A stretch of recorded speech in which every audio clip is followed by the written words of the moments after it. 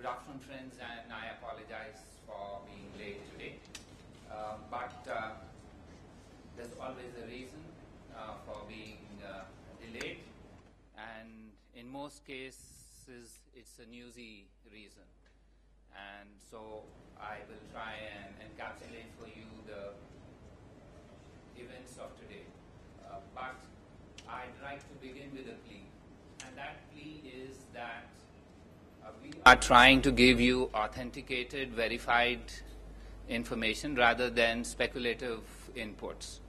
So please be rest assured that whenever we have verified and authenticated information, we will certainly share with you.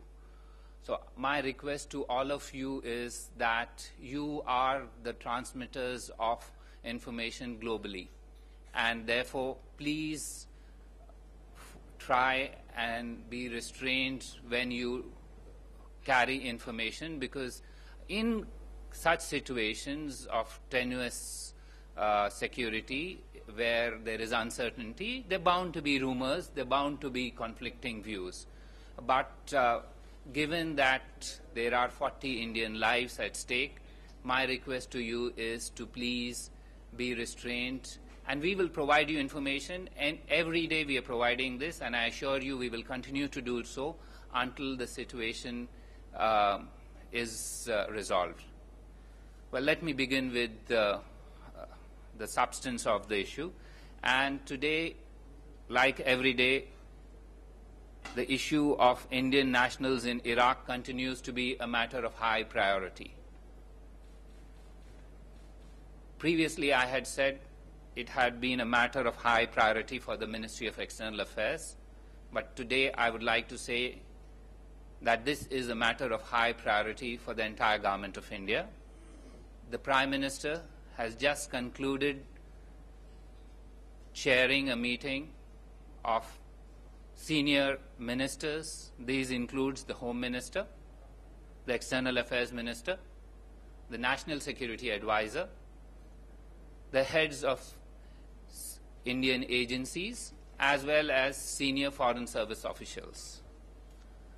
This was a meeting to review the entire dimensions of the issue, taking into consideration all facts that we now have available with us, as well as piecing together information which is flowing to us from various actors. This information is coming to us not from one source, but from a multiplicity of sources.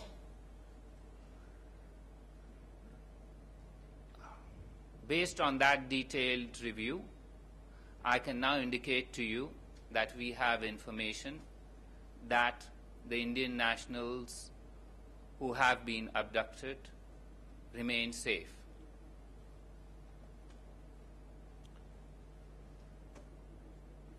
We are making every effort that the situation continues so that it is resolved at the earliest. Let me assure you, every day in the morning, the first thing that happens in the Ministry of External Affairs is that the External Affairs Minister herself takes a review meeting, and that is what happened earlier today too. Following that review meeting earlier this morning, there have been a few decisions taken which I will try and encapsulate for all of you. It was decided that any Indian national who is indigent and who desires to return but is unable to pay for his ticket will be assisted through the Indian Community Welfare Fund in Iraq. What I'm telling you is all about Iraq, so please don't think that this is global. This is relating to Iraq. We are also working with the Iraqi authorities. They have a visa regime which basically specifies that you come in through a port of entry and go back through the same port of entry. This has caused some concerns to those of our nationals who have come through certain ports of entry but would like to go out from other ports of entry. And we've taken this up with the Iraqi authorities who are amenable to our request. So while today is a Friday and officially they would not be, officers would not be functioning. We hope that this matter will be sorted out in a day's time, whereby any Indian national who is in Iraq and who would like to leave could leave from the nearest port or land boundary rather than from where he has come. The third thing is that we have informed all our missions in the region to work on this matter with their respective governments. That is, all bordering states, our missions there are being requested to work with their national governments, host governments, to ensure that in case there are people wanting to cross their land boundary, they should be assisted. And if there are documentation issues, our mission in Baghdad has been replenished with adequate documentation. Also, our missions in the region are on standby for any other documentation or proof that would be required for Indian nationals. Well, one other point, and that is thanks to the feedback from some of you here in this room, the Ministry of Overseas Indians has stopped granting immigration clearance for Iraq for a period of 1 month starting from last night. And I'd like to acknowledge those of our friends here who did indicate that they had noticed that there was a flow of traffic even though there was an advisory against it.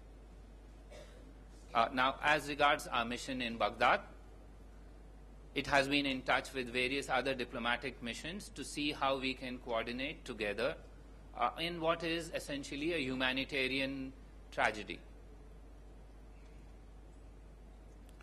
Our officials have had meetings with a number of Iraqi government officials at various levels.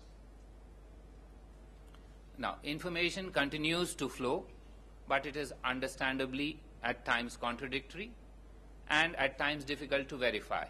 And therefore, we are only providing information that is verified and where there are no contradictions.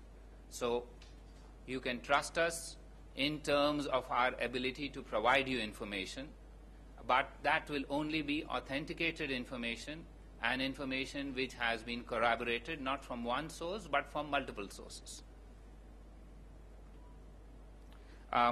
One last point, and that is, as per the information available with us, certain Indian nationals who were in the conflict zone we've been able to move them out.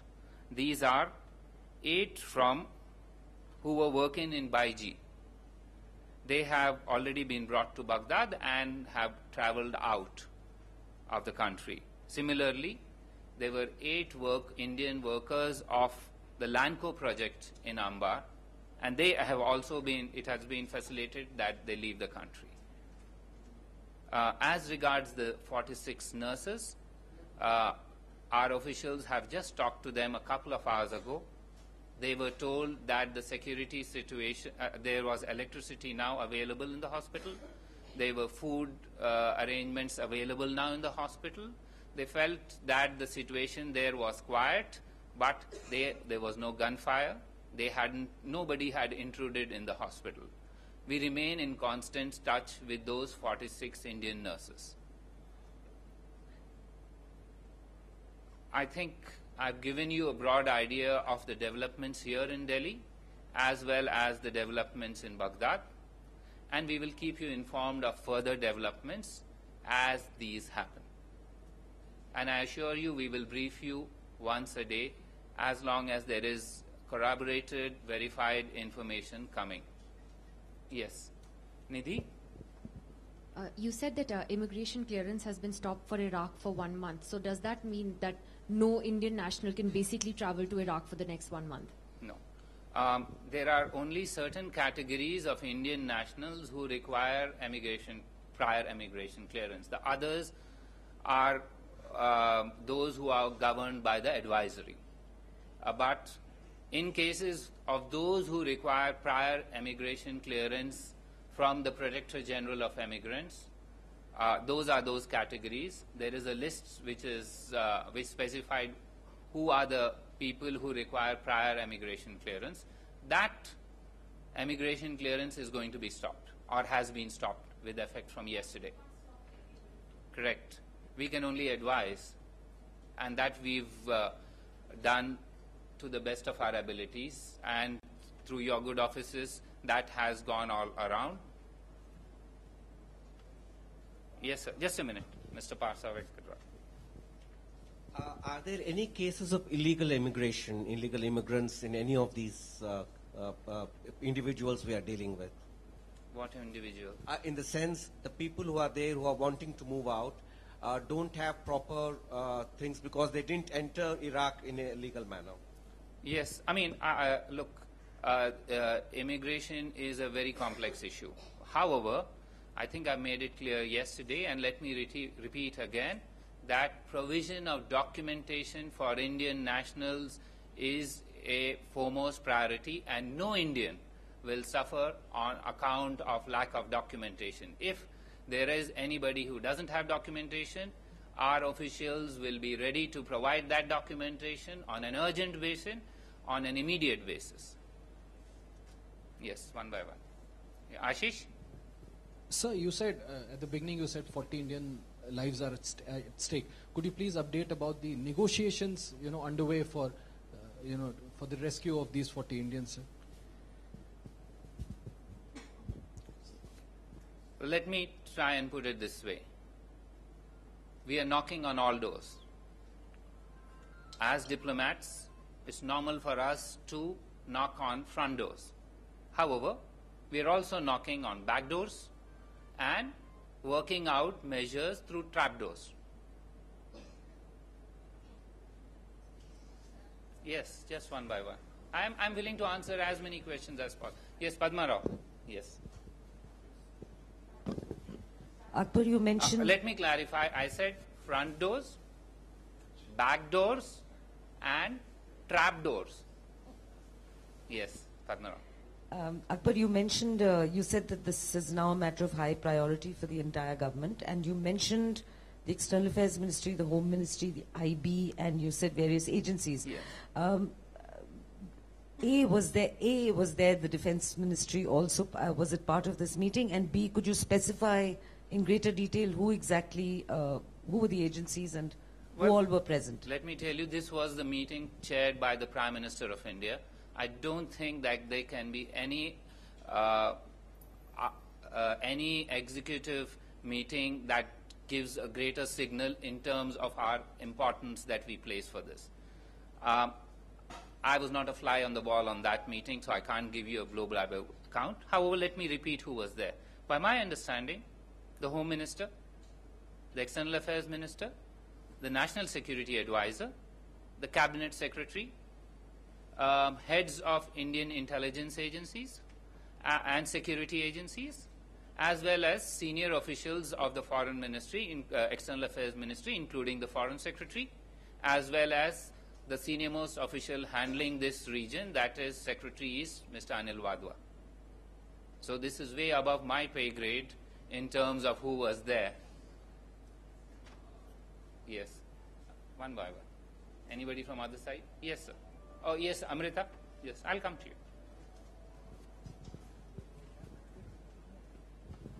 Can I just ask you again? You said 8 Indians in Baghdad, 8 in a project in Beji.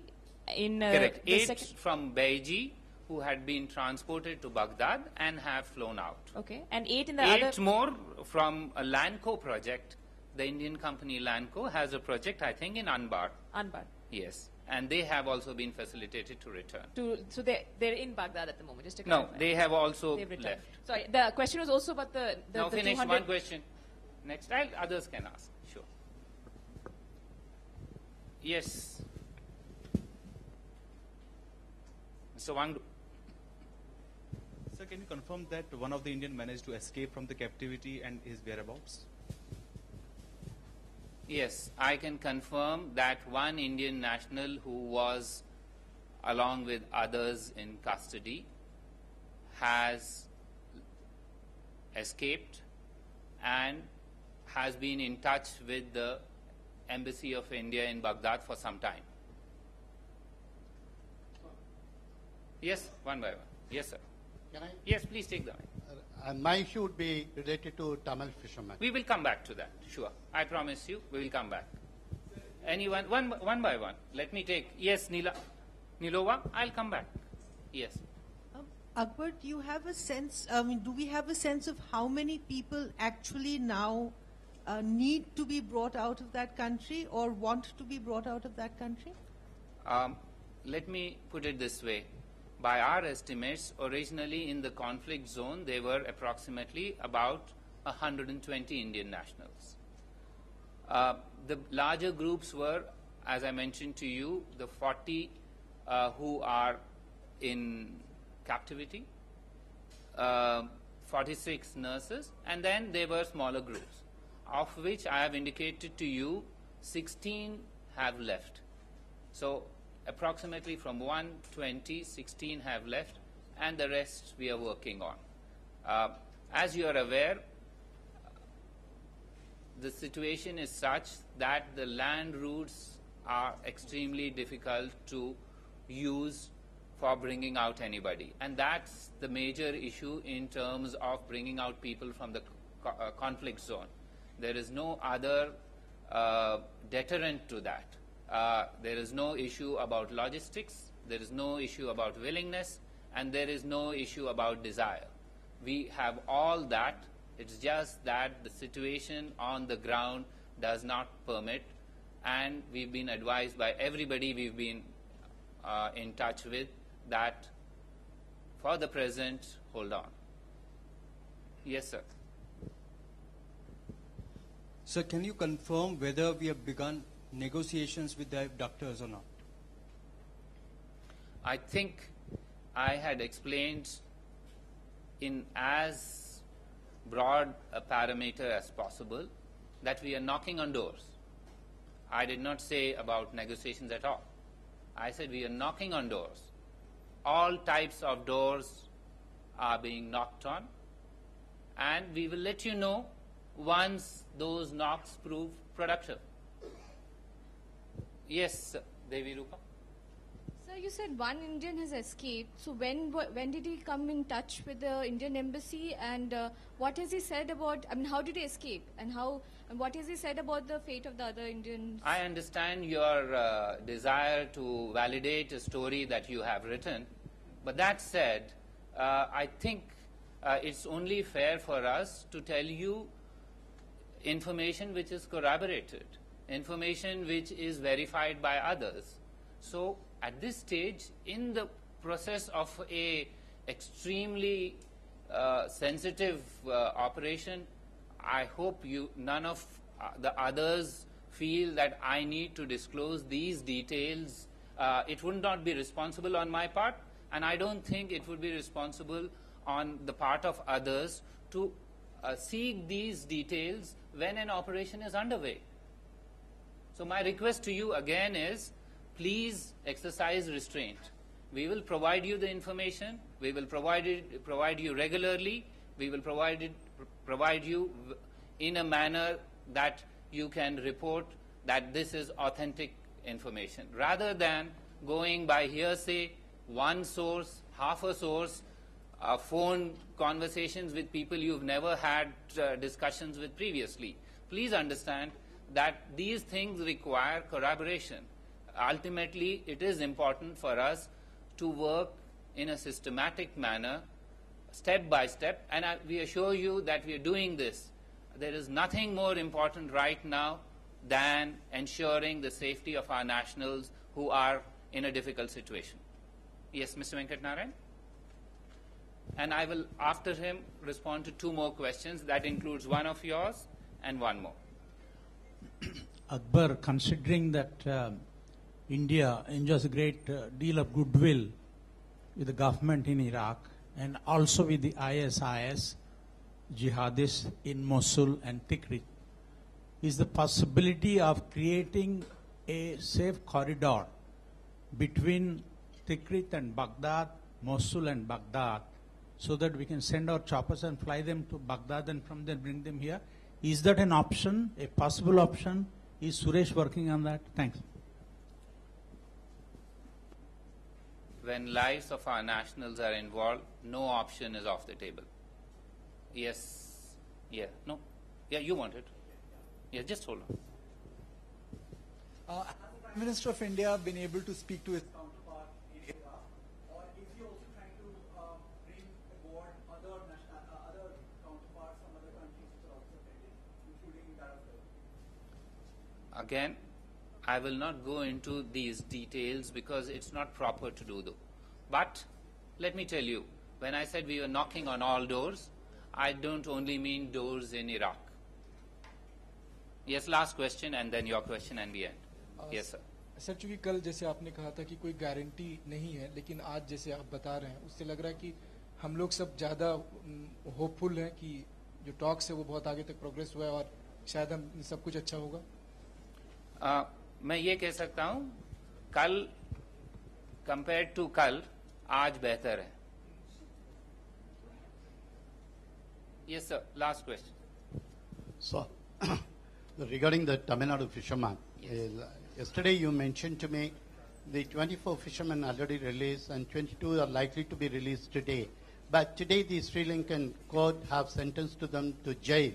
And apart from that, today 7 more fishermen has been arrested by Sri Lankan naval forces. What is this?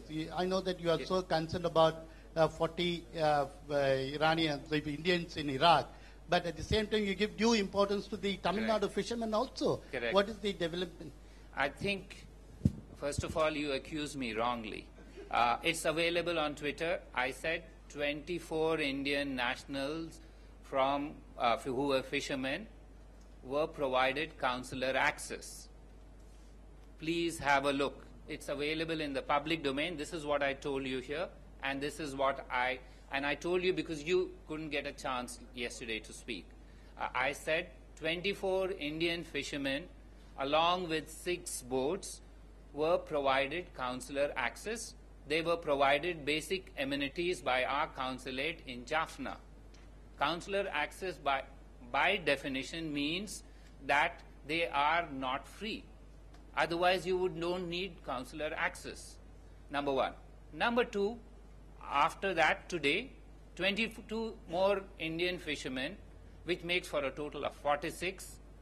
The 22 Indian fishermen were provided consular access today in 5 boats by our consulate in Jaffna because they were brought in Mannar. And therefore, total of 46 Indian fishermen have all been provided consular access, have been provided basic amenities, and now they are facing legal proceedings in Sri Lanka, which we will take up. We have taken this up before. Our view is that this is a humanitarian issue. This needs to be addressed as a humanitarian issue, and we will take this up with the Sri Lankan authorities as we've done previously. I hope I clarified that situation. With that, I come to the end of this briefing. Thank you very much.